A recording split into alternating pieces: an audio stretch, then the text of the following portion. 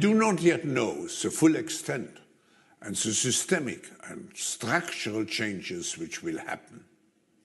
However, we do know that global energy systems, food systems and supply chains will be deeply affected.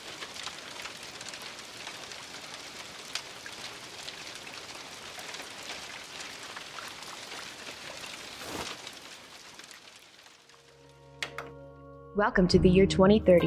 Welcome to my city, or should I say, our city. Boy, the conspiracy theories are coming fast and furious these days. I can't keep up. I don't own anything.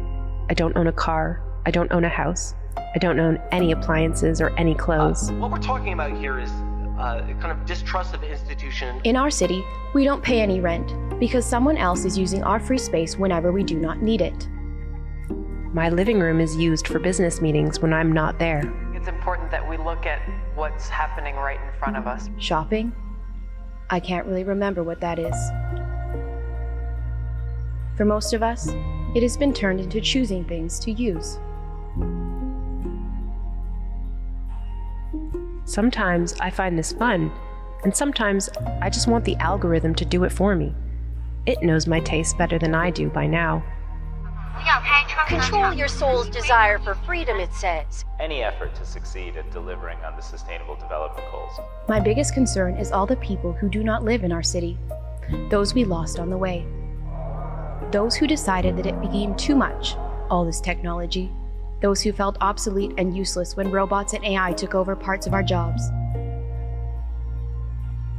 I get annoyed about the fact that I have no real privacy. Nowhere I can go and not be registered.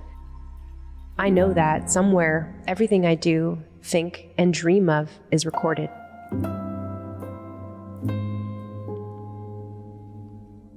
You'll own nothing and you'll be happy. It's a phrase you've probably heard over the last couple of years, but what exactly does it mean? Where does it come from? And what exactly is it? In this docu-series, I will walk through with you a plan, a vision, an idea that the mainstream media are calling a conspiracy theory. This pandemic has provided an opportunity for a reset. It is called the Great Reset. Why are they so suspicious of institutions? But as we try to build back from this global pandemic. Joe Biden calls it Build Back Better. Build back better. Building back better. To do things differently. To build back better. We're going to build it back better. And build it back better. My plan to build back better. This is an organisation that profits from famine and disease, known as the World Economic Forum. With everything falling apart, we can reshape the world in ways we couldn't before. Ways that better address so many of the challenges we face. And that's why so many are calling for a great reset. This organisation pushes fear and tragedies to further its own agenda. We know now that the next crisis is already waiting for us around the corner. One that will dictate what you own, what you eat, what you think, under the guise of a sustainable future. With climate change set to dwarf the damage caused by the pandemic, the message from 2020 should be abundantly clear. Capitalism, as we know it, is dead. And when someone calls this a conspiracy theory, they don't realise that the information is right under their nose. We want to be a very transparent organization. In the year 2020, March to be exact, COVID-19 plagued our television screens, social media timelines, radios, and the newspapers. For the first time in a long time, or at least since the dawn of the climate scare, the entire human race was told that they were facing the same threat and was tasked to work together to put an end to it. Millions of Americans staying at home are relying on Amazon. Millions of Americans staying at home are relying on Amazon. And in the shadows, an organisation, or a cabal really, schemed to use this sudden global instability and public hysteria to rewrite society. We do not yet know the full extent and the systemic and structural changes which will happen. To do away with the values and systems that underpin civilization. This plot is titled The Great Reset.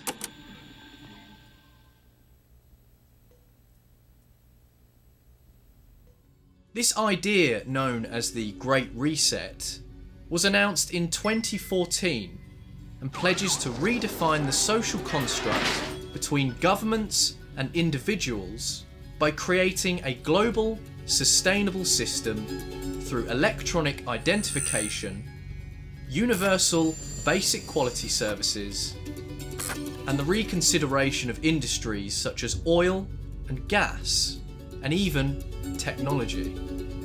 But control of data might enable human elites to do something even more radical than just build digital dictatorships. By hacking organisms, elites may gain the power to re-engineer the future of life itself. Because once you can hack something, you can usually also engineer it. The book, The Great Reset, outlines 5 pillars of civilization that need to be reimagined for the desired world in the eyes of this one man, Klaus Schwab. What can we do? The group is, we are just now looking what we can do for the Middle East. The situation is so dangerous in the Middle East. Can Davos help to bring the parties again together, as we have done on many occasions in the past? Can we play a constructive role as an informal platform? These include a technological reset, a societal reset, an economic reset, an environmental reset, and a geopolitical reset. For all of the administration's belligerent approach towards China, it hasn't actually achieved very much. Whereas I think Biden would be less reckless, maybe more strategic, and would engage on issues of mutual concern like climate, and Biden would be better at building coalitions. Also, I think Biden would probably run a tighter ship. We get a sense, at least our bureau in China, that you get a sense that they're exhausted and actually they're rooting for a reset. The Great Reset is a global culture and economic cataclysm, birthed by Schwab, the founder and executive chairman of the World Economic Forum. And you, well, you're supposed to go along with this really and not be allowed to question it. Something like 1984 could actually happen. This is the direction the world is going in at the present time. In our world, there will be no emotions except fear, rage, triumph, and self-abasement. The sex instinct will be eradicated. We shall abolish the orgasm. There will be no loyalty except loyalty to the party. But always, there will be the intoxication of power. Always, at every moment, there will be the thrill of victory, the sensation of trampling on an enemy who is helpless. If you want a picture of the future, imagine a boot stamping on a human face forever. The moral to be drawn from this dangerous nightmare situation is a simple one. Don't let it happen. This man, Klaus Schwab, has served on the boards of the Daily Mail, Vontobel Holding, a private banking group, and served as a member of the Bilderberg Group, which is a conglomerate of the world's elite that discuss the consensus of a free market, Western capitalism, and global interests. In 1971, a particular organisation was born from not just Klaus Schwab, but was spearheaded by, in fact, 3 people. These 3 people at that given time were 3 of the most influential men of America. Henry Kissinger, who served as the United States Secretary of State and National Security Advisor under the presidential administration of Richard Nixon and was one of the key influential figures in the Bilderberg Group.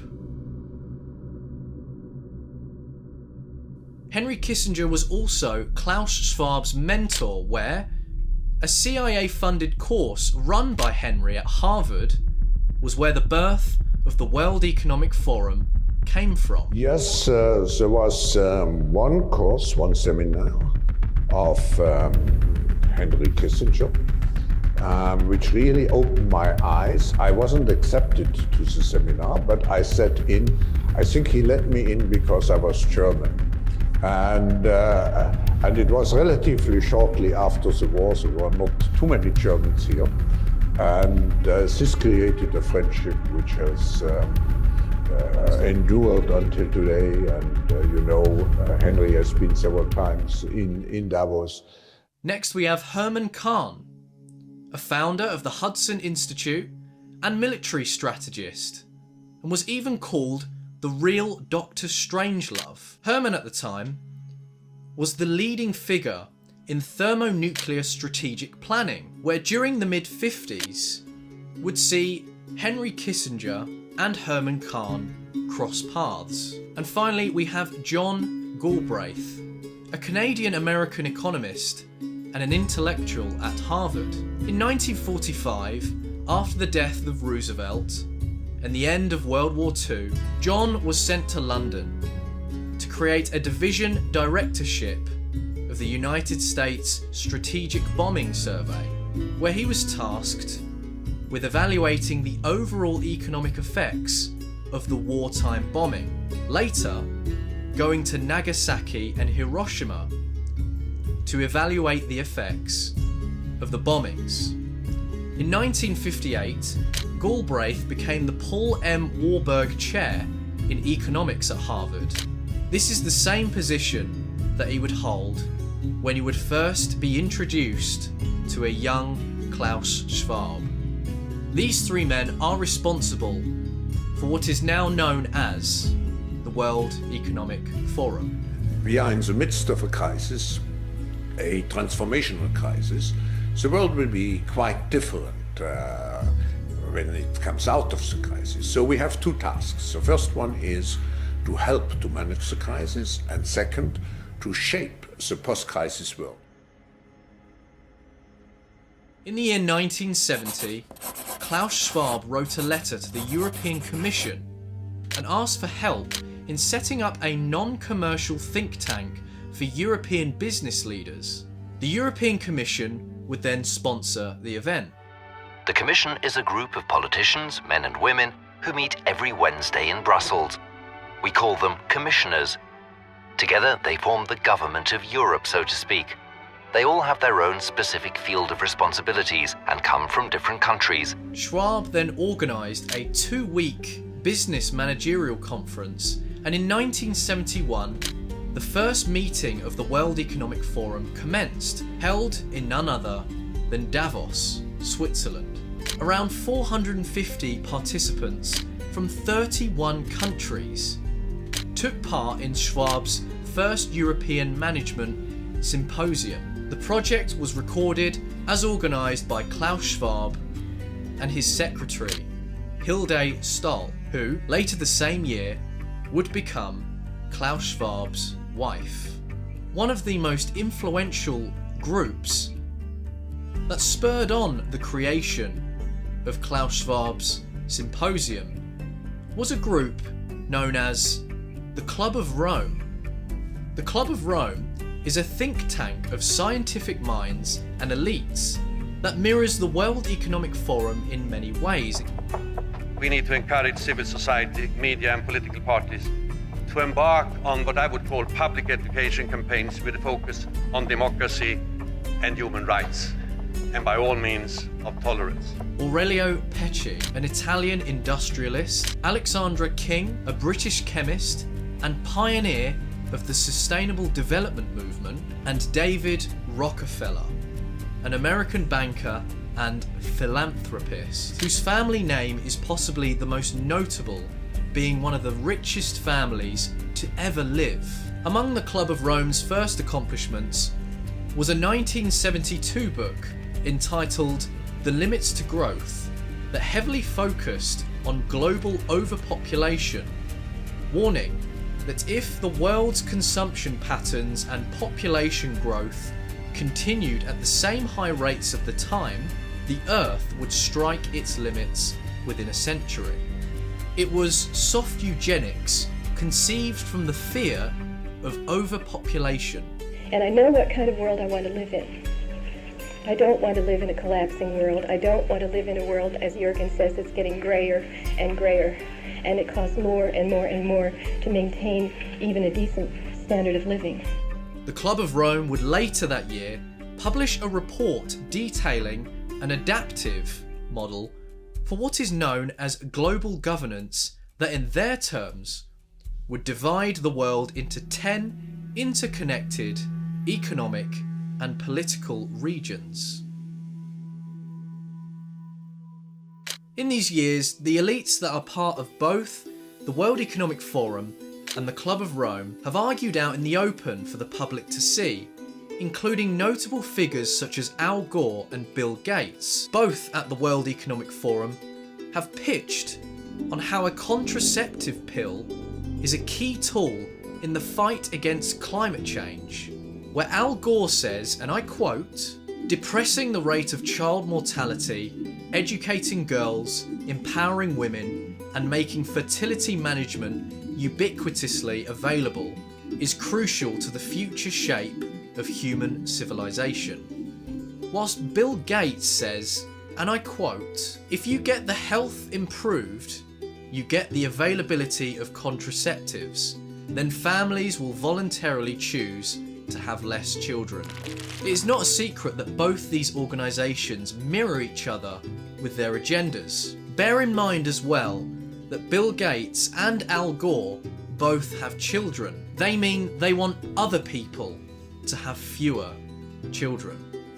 The World Economic Forum, with all of its influence, has even started their own schemes, one notable one being the Young Global Leaders Scheme.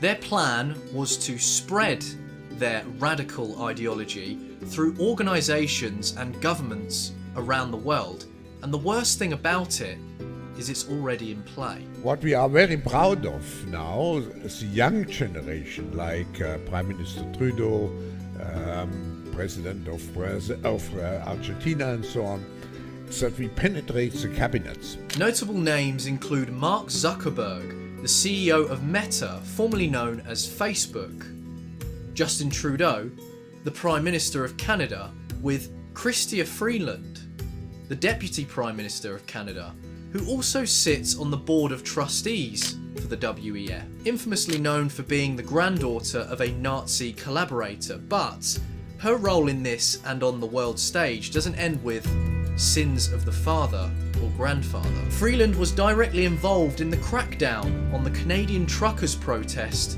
who demonstrated around the country, especially the convoy to Ottawa, Canada's capital. This was in protest of the COVID restrictions.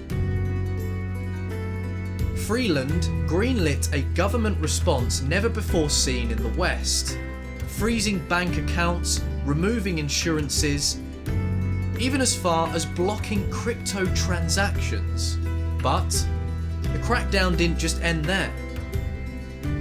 Canadians were beaten, arrested, held without bail, vehicles seized, and trampled by horses.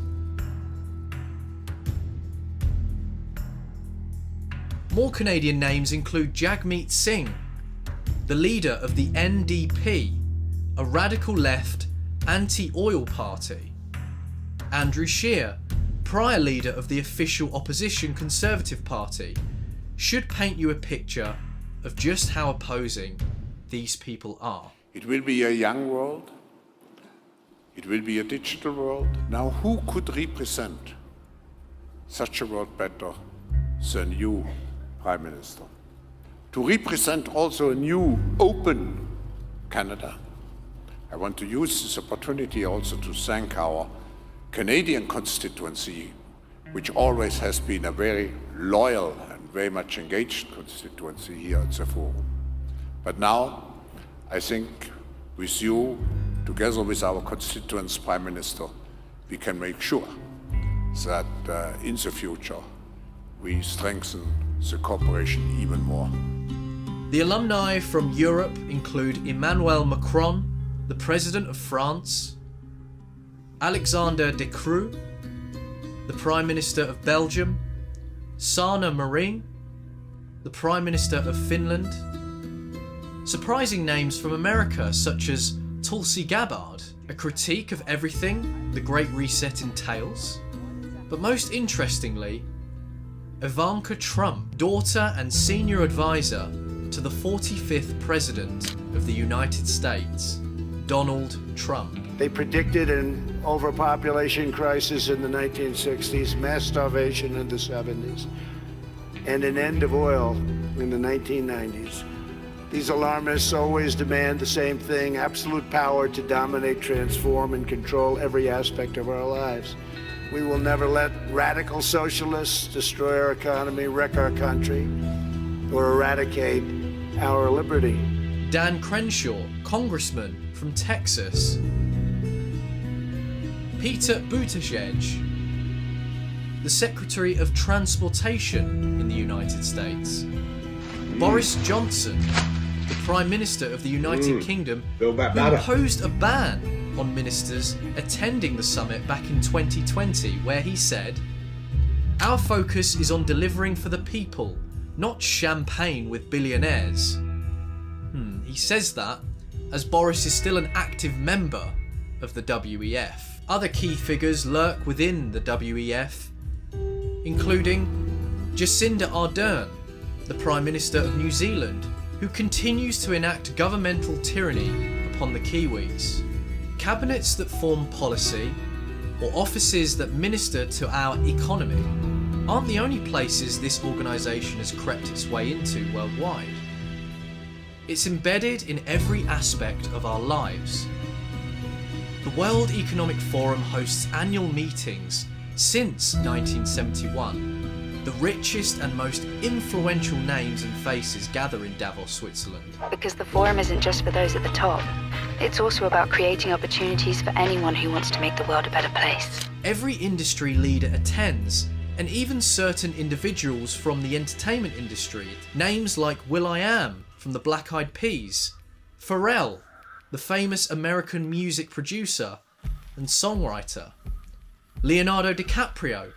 And not only has he starred in many blockbuster movies produced in Hollywood, but has used his platform to echo climate alarmism.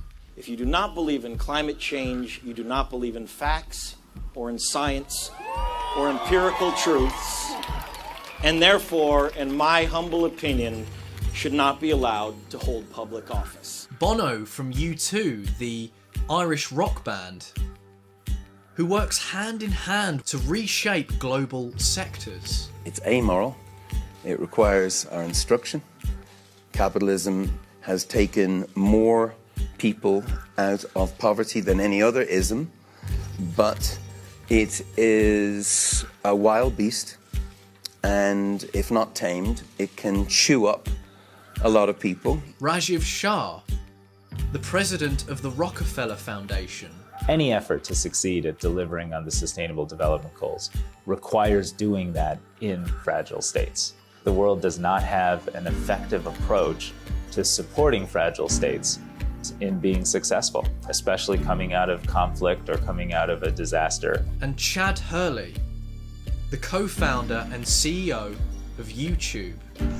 Well, I think they're just hearing the message now that the internet is truly evolving into a platform for communication, and that they'd be able to harness that energy to have their views and their messages expressed to the world. The summits every year share a new theme. In 2009, it was shaping the post-crisis world. In 2017, was responsive and responsible leadership. In 2018, it was creating a shared future in a fractured world. And in 2020, the summit named The Great Reset was hosted alongside a particular royal family member, Prince Charles, which set off every alarm in the minds of those who are paying attention. And we build again, in a greener, more sustainable and more inclusive way. Was COVID the Great Reset? And what lies in the future of our world? I hope to answer these questions for you during this series and give you the facts and knowledge in order to resist this creeping, radical globalism.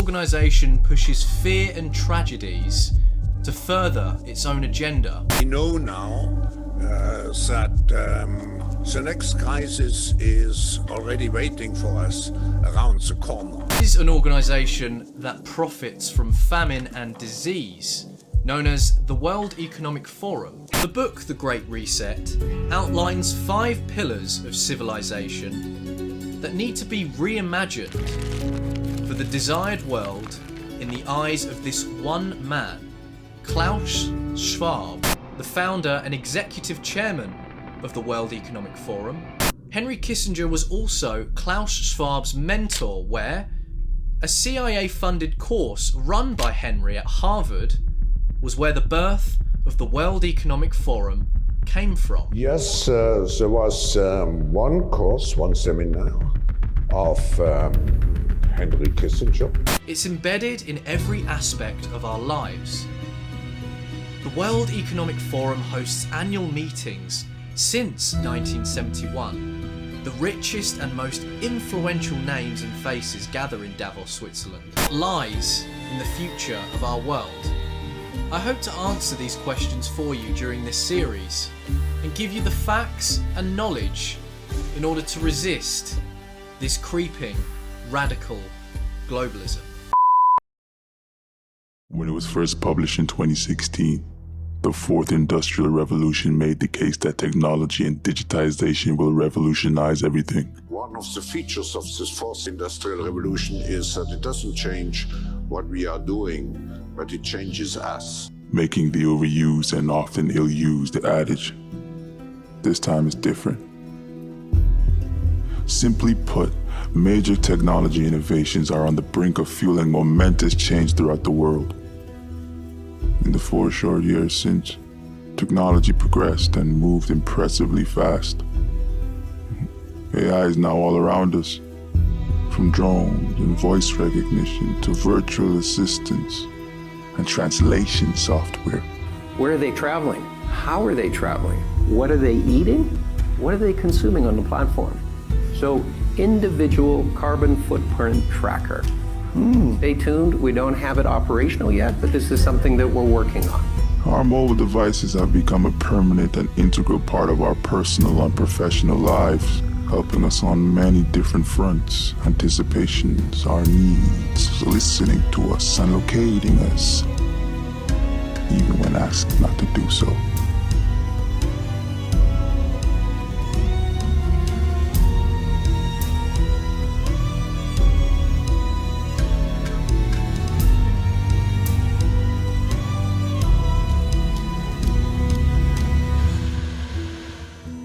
Klaus Schwab's vision of a great reset is not one single idea, but rather a series of different resets on both macro and micro scales. One of the major areas of society that has been shifted by the COVID-19 pandemic, according to Schwab, is the way humans use and interact with technology through what is called the technological reset.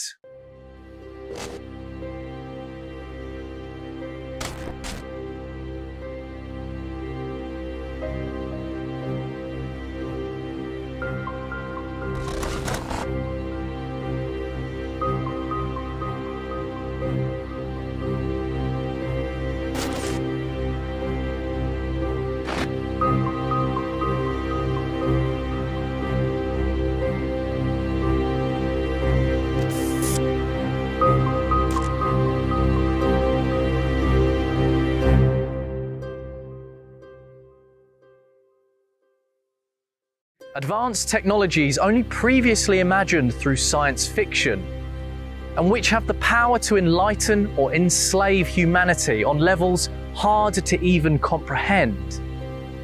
The frightening thing about this is that it already exists, or it's in development. So it reminds us in our preliminary thinking about this of issues of ownership over what you have in your body and the ways in which our bodies through this technology will extend to machinery, certainly, but also extend potentially to machines that exist outside the confines of our bodies.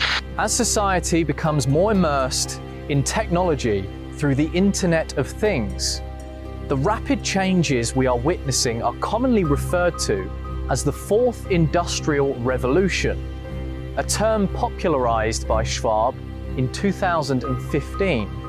Innovations that were designed to make our lives easier, or as a means to switch off after a long day at work, have slowly been transformed into a way of keeping us depressed, distracted, and misinformed, or worse, used as a tool to eradicate our self-identity. One of the things that I think is so essential to free and open societies is freedom of thought. And up until now, the conversation we've been having is around freedom of speech. Once we can access people's thoughts and access people's emotion, we have to create a space that enables people to think freely, to think divergent thoughts, to think creative thoughts. And in a society where people fear having those thoughts, the likelihood of being able to enjoy progress is significantly diminished. While there is no doubt that the progress of technology has created an irreversible avenue of prosperity, success in health, communication, and expression, its uses can also be gatekept by unelected individuals and organizations. It was originated here. It's a Davos child, if I may say so. And we have many children. These gatekeepers then have the ability to hinder or enhance the introduction of new technologies, controlling not only when and what is released to the public, but also where and how we consume content, including news, information, and entertainment. Prime Minister Trudeau said we penetrate the cabinets, half of this cabinet, or even more, half of this cabinet are for our actually young global leaders of the World Economic Forum. As we consume increasing amounts and various sources of information online and around us, we need to continue to be attentive to source, we need to continue to be attentive to comparing various reports and looking for trusted sources. And when you see those messages, remember that unless you hear it from us, it is not the truth. The World Economic Forum has been the catalyst for not just technological advancement, but the reformation of how this sort of technology is used in our lives. Through programs it runs for individuals, along with partnerships, it consolidates with businesses and nations. The WEF plays an important role in shaping the future as we know it.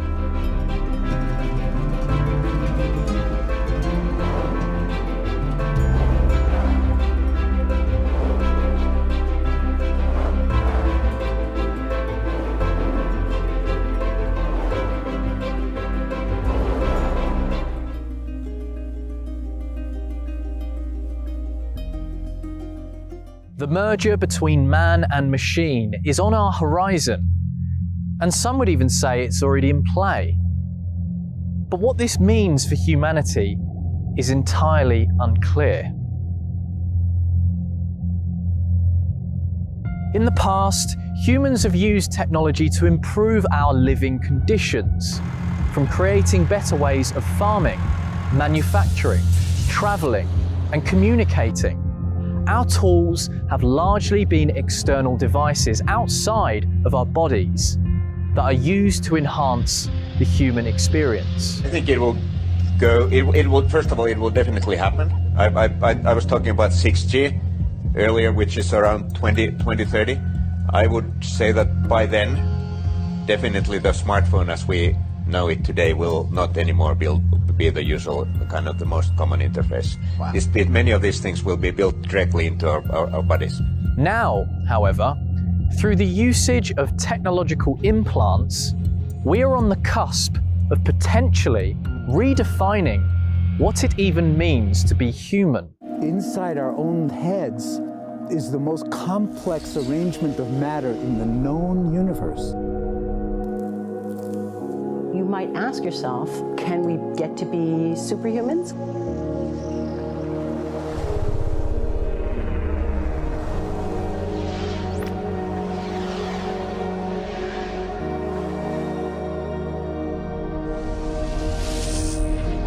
Elon Musk, the world's richest man and owner of numerous tech businesses, was listed in 2008 as one of the forum's young global leaders. Today, our computers, phones, applications give us superhuman capability. So as the old maxim says, like, if you can't beat them, try them. Through his many projects, Musk serves as a proponent in the development of several types of advanced technology, none more impactful on individual humans than Neuralink. The chip is designed to read and write brain activity and could potentially aid patients with neurological diseases like Alzheimer's. Musk has referred to the device as a Fitbit in your skull, claiming it will one day give people telepathic powers. Neuralink is a startup project spearheaded by Musk that is developing a cerebral implant which would effectively allow a computer to become an extension of the human brain. While the initial goal of neurotechnology is to improve the lives of those suffering from ailments like epilepsy, Parkinson's, or Alzheimer's, it's easy to see how this technology could flow from limited medical use to widespread adoption by consumers. With technology like Neuralink, us humans could have the ability to operate our smartphones and computers with our minds. Ironically, Musk has warned in the past of where this type of technology could take humanity. Perhaps this is even what pushed him to try and create it first. Because if one company or small group of people manages to develop godlike digital superintelligence, they could take over the world. Born in South Africa in 1971, Musk moved to Canada at the age of 17, before moving again to California in 1995, where he would start his first business alongside his brother. After launching a second company, Musk's business eventually merged with another Silicon Valley-based company called Cofinity, eventually evolving into the widely popular digital currency transfer site PayPal. In the present day, PayPal has become a financial service provider that will deplatform individuals and companies that don't adhere to a particular narrative through a partnership with the Southern Poverty Law Center. And obviously, PayPal's current business practices are out of Musk's control. But where things become odd is with Musk's grandfather, Joshua Haldeman. Haldeman was a member of an organization called Technocracy Incorporated. This organization was made up of scientists who believed that all politicians and businessmen needed to be outcasted from the world, deplatformed from their place in society, and replaced with engineers and other experts who would then create a technocratic utopia. Now, if North America is where we start, how should we start? There would be no more nation states, no more money, and no more leaders, just the technocracy.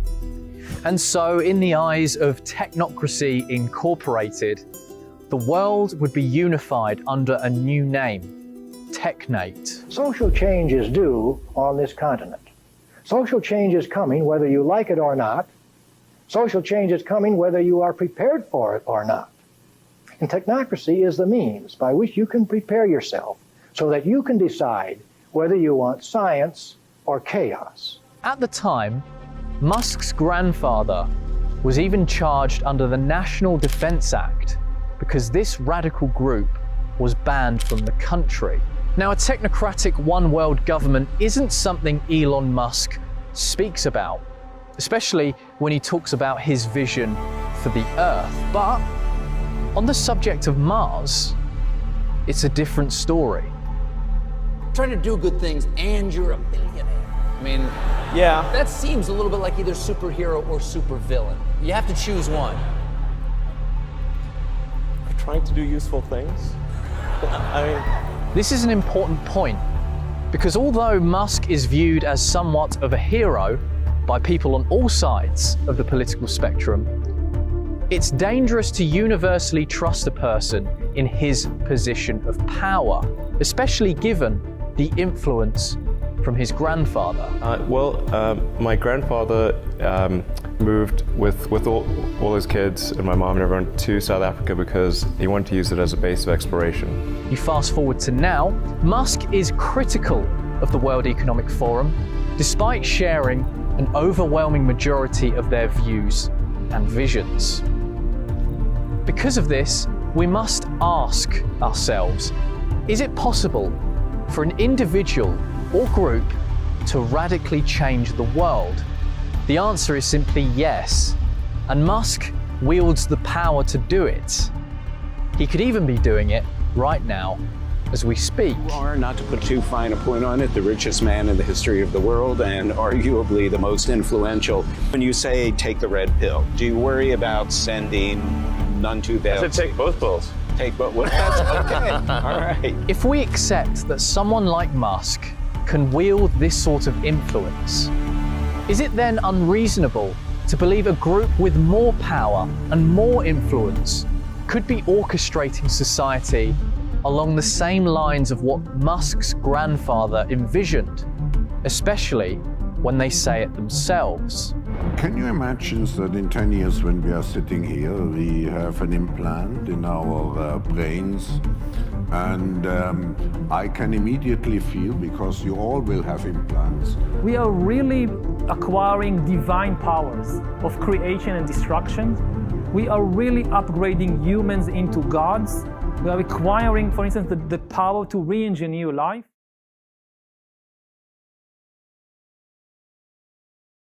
If there is just one thing that this is shared between people across the world, it is the reality of human existence.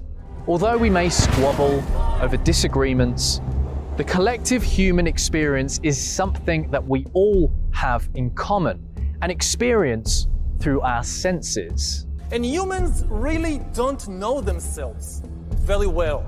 This is why algorithms have a real chance of getting to know ourselves better. We don't really know ourselves. But with technology advancing beyond computers and smartphones, even what we define as reality could now be on the verge of change. Good two-way communication system, direct communication system between brains and computers, this is kind of the watershed moment. I mean, once you have a good two-way, nobody has any idea what happens after that. In recent years, the World Economic Forum has turned its focus towards striving to replicate the human experience digitally.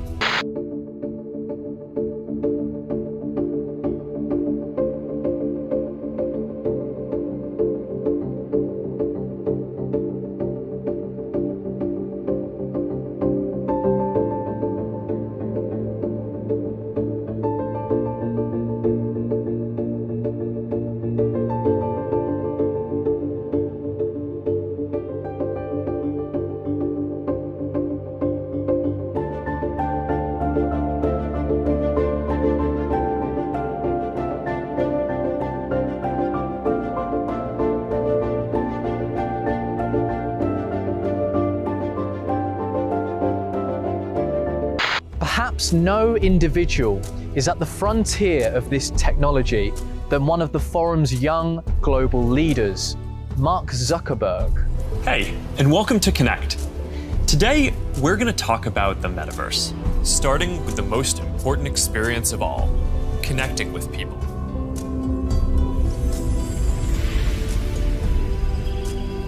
Imagine you put on your glasses or headset and you're instantly in your home space, and it has an incredibly inspiring view of whatever you find most beautiful.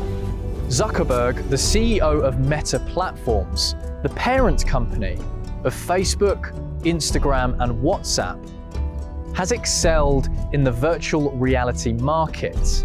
A new major initiative from Zuckerberg's company has been the creation of the metaverse, an ambitious undertaking that showcases new experiences in an all-digital environment. After Zuckerberg purchased Oculus, a company that specializes in virtual reality gaming, he planned to make an affordable headset that everyday consumers could have in their homes. Be able to take your items and project them into the physical world as holograms in augmented reality too. Although this technology is still in its early stages of development, there are already around 60,000 people who spend hours each day escaping into this digital realm. For the next week, I'm going to be eating, sleeping, working, and playing in virtual reality.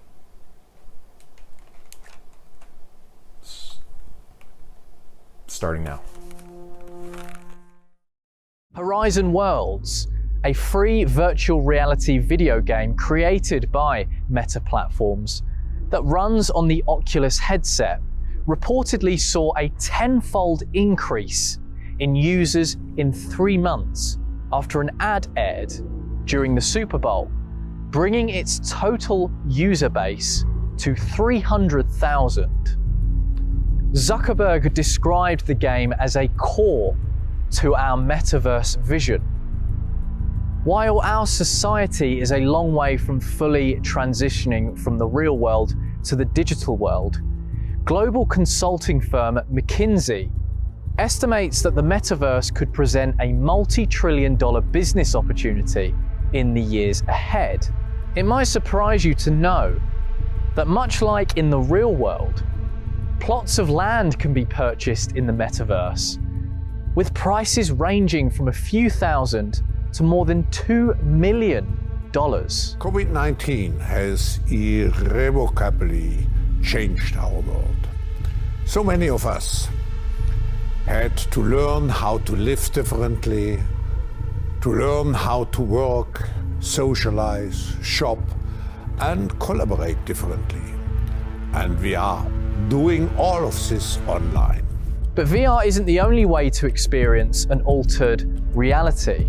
A similar scenario is well on its way through another type of technology, known as augmented reality. The WEF states that 3.7 billion people are offline, most of whom live in undeveloped countries that don't have the means to connect themselves to the rest of the world.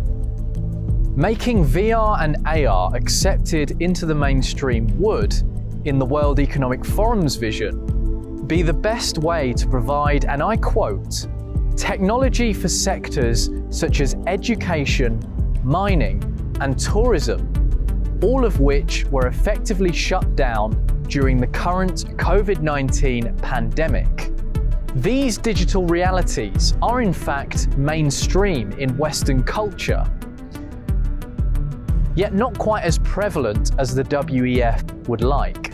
While most people use augmented reality for gaming, which in many cases is just harmless interactive fun, the WEF is looking to bring this technology into our schools, or rather, bring our schools to us. I think any of this going in, and then when I saw it, everything was really nice, and it was actually such a good experience to see this.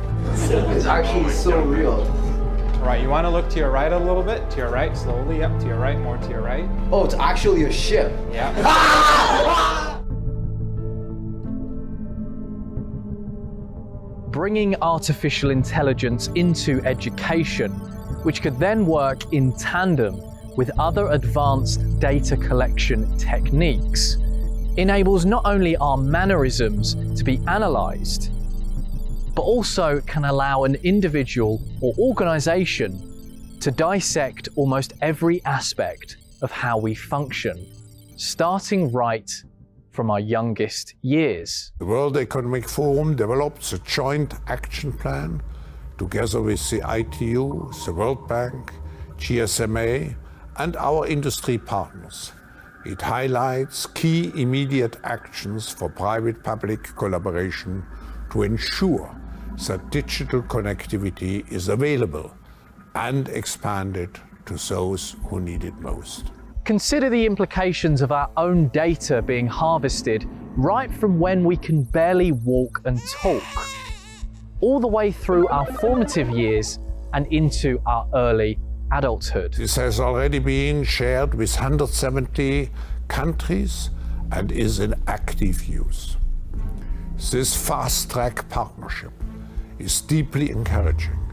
A number of our partners have highlighted that we have made more progress in the last 4 months than in the last 10 years. In the case of the Great Reset, a broad expansion into classrooms will allow major corporations and governments that partner with the WEF to shape our educational system. In conjunction with AI monitoring every student who plugs in, the way virtual reality works, some parents may even have less of an idea of what is being taught to their children than they already do, while also being unaware of what information is being collected from their child's immersive experience and how this data is being used. Where are they traveling? How are they traveling? What are they eating?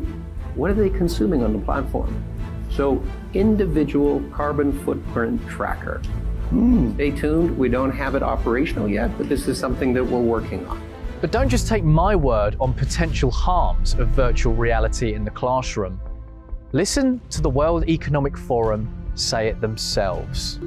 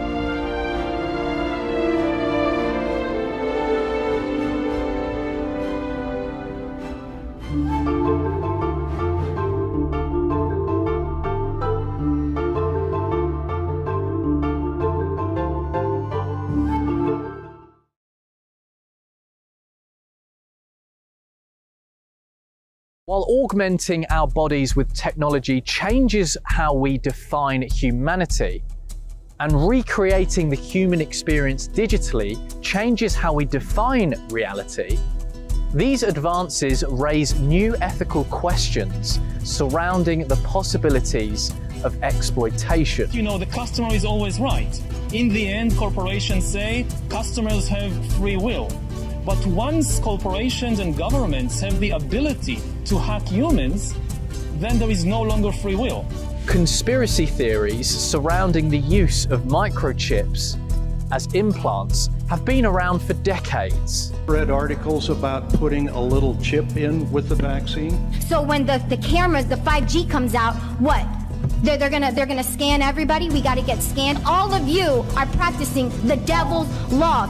We are not being injected with chips, is what I want. We are not being injected with chips. And the naysayers are right. Microchips don't need to be planted in a person to monitor and track them. Imagine the applications of that compliance, basically biological chip that it is in the tablet, and once you take the tablet and dissolves into your stomach, sends a signal that you took the tablet.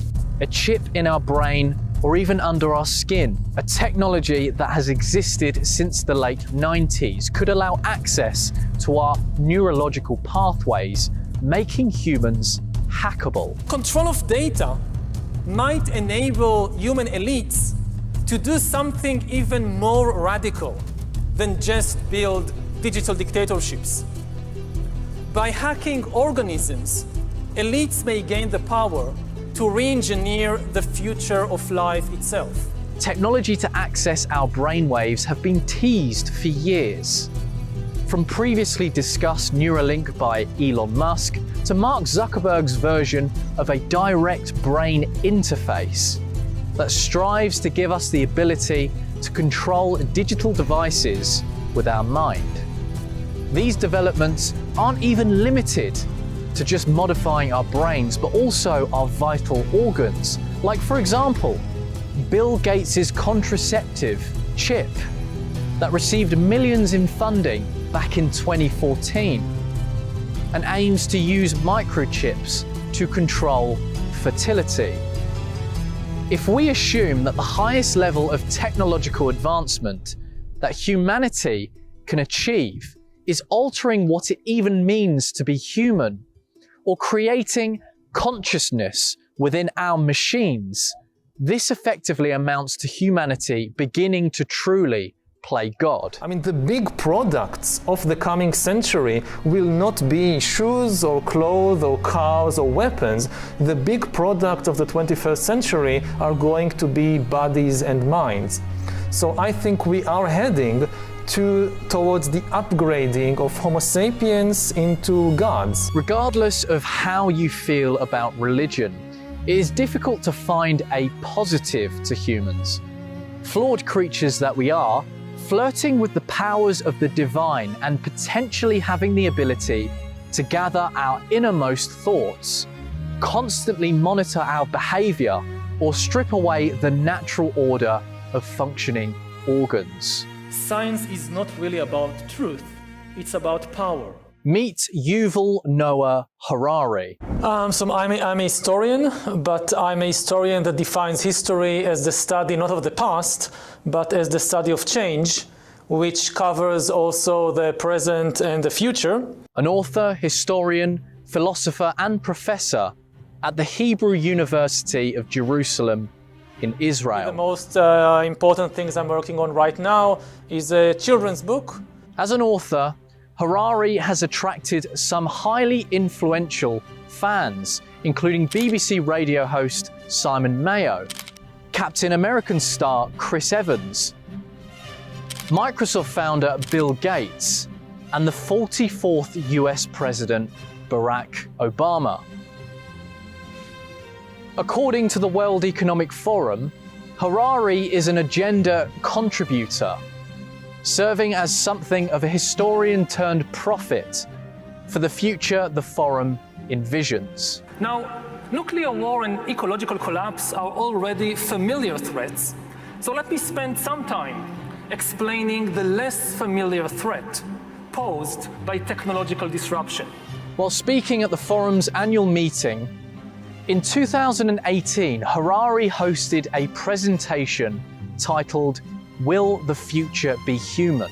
Data about what I buy or where I go, but data about what is happening inside my body and inside my brain. Until today, nobody had the necessary computing power and the necessary data to hack humanity. Through his writing and speeches he delivers around the world, Harari has plainly laid out his views. For the first time in history, it's possible to completely eliminate privacy. It was just never possible before, and it is possible now. Something fundamental has changed. I mean, dictators always dreamt about completely eliminating privacy, monitoring everybody all the time and knowing everything you do, and not just everything you do, but even everything you think and everything you feel. They could never do it because it was technically impossible. Now it's possible. One such opinion is that humanity is a post-truth species. Another is that for humanity is to be organized properly in society. Harari has suggested people need fictitious stories to bind us together, and that as species, humans prefer power to truth. From ancient and modern religions to fascist and democratic states, even down to Harry Potter books or Coca-Cola drinks, Harari believes that humans need mythical fabrications to unify us. I think that fake news have been with us for thousands of years. Just think of the Bible. But how can a society led by a small group of decision makers that is attempting to unite those under their influence with myths and falsehoods get even more people on board with their new vision? We want to be a very transparent organization. A quote from Harari gives some insight. China has identified the cause of a mysterious new virus. You cannot organize masses of people effectively without relying on some mythology. China is urging its citizens not to travel abroad. If you stick to unalloyed reality, few people will follow you.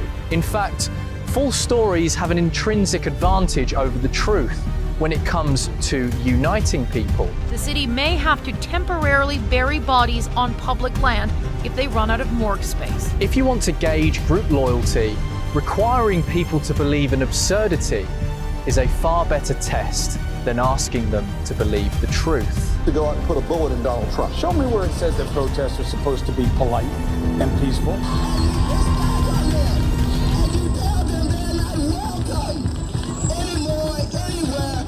Thought an awful lot about blowing up the White House. If all your neighbors believe the same outrageous tale, you can count on them to stand together in a time of crisis. If they are willing to believe only accredited facts, what does that prove? Neither the Gestapo nor the KGB could do it.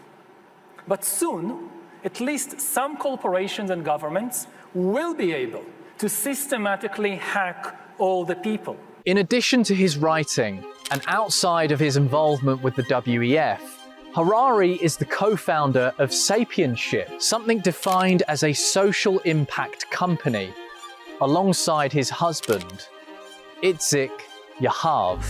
As an organization, Sapienship says it focuses attention on technological disruption, ecological collapse, and global conflict. This venture uses methods like storytelling to bring to light key issues, like the book Unstoppable Us, a fictional story for children, accompanied by learning materials for partner schools worldwide.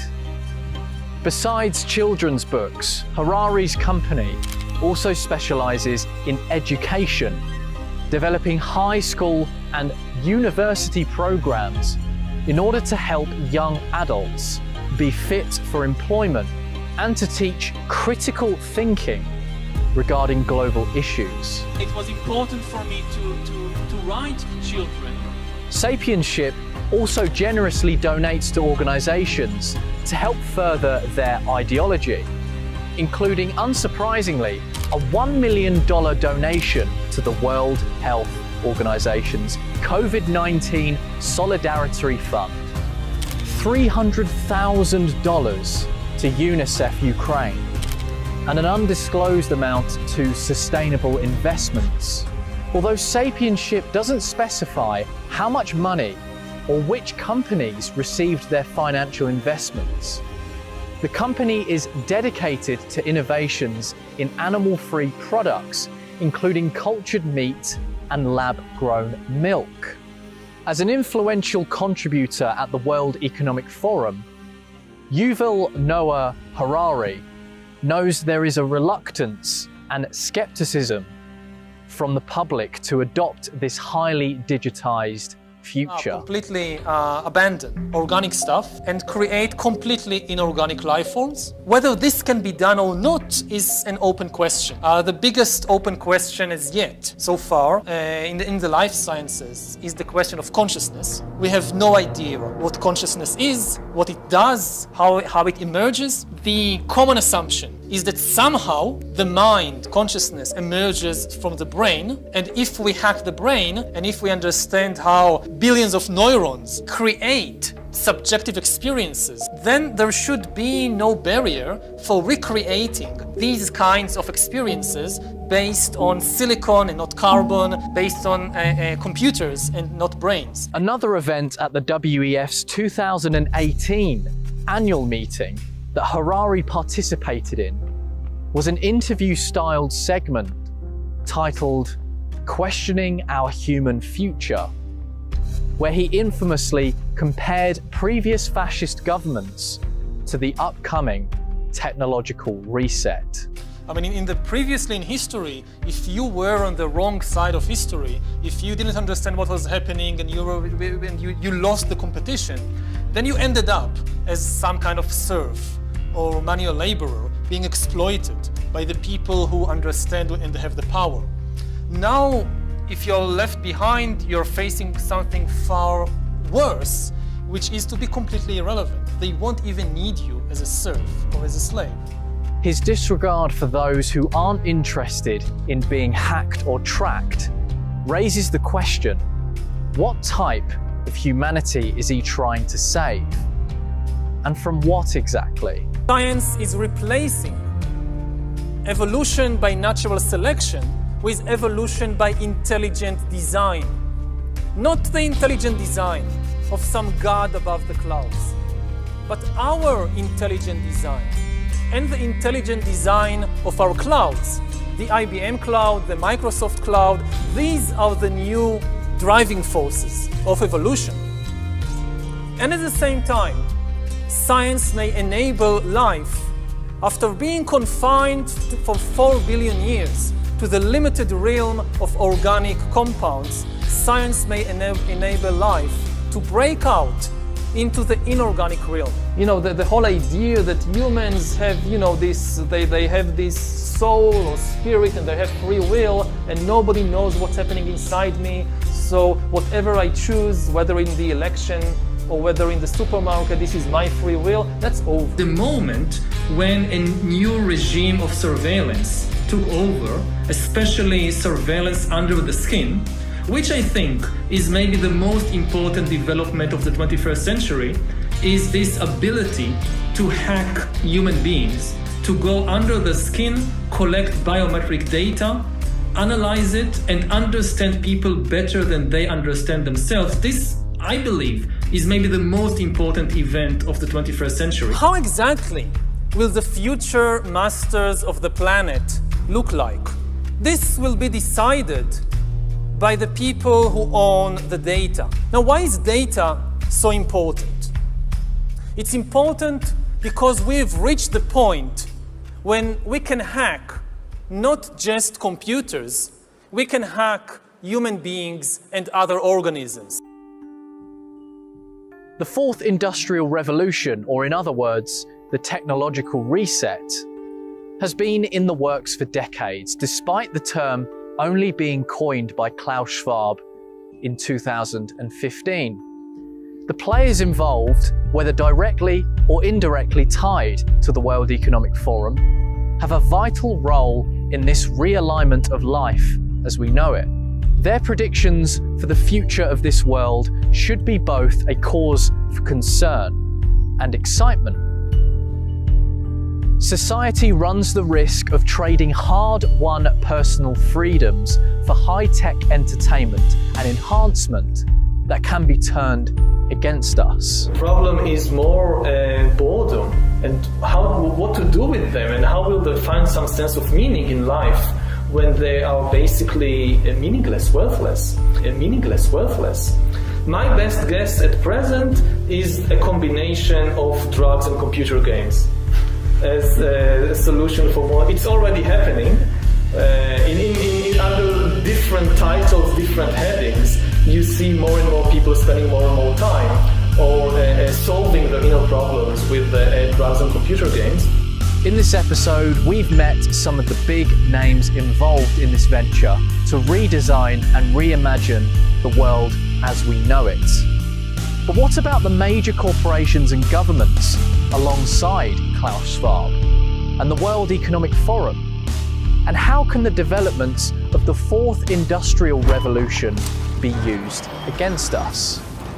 For the next episode, we will examine these questions and continue to dissect the technological reset. But for now, I hope that you have learned something about the rise and risk of technocratic globalism. In the meantime, it is important that you share this knowledge with others and help us keep rejecting, resisting, and exposing the Great Reset.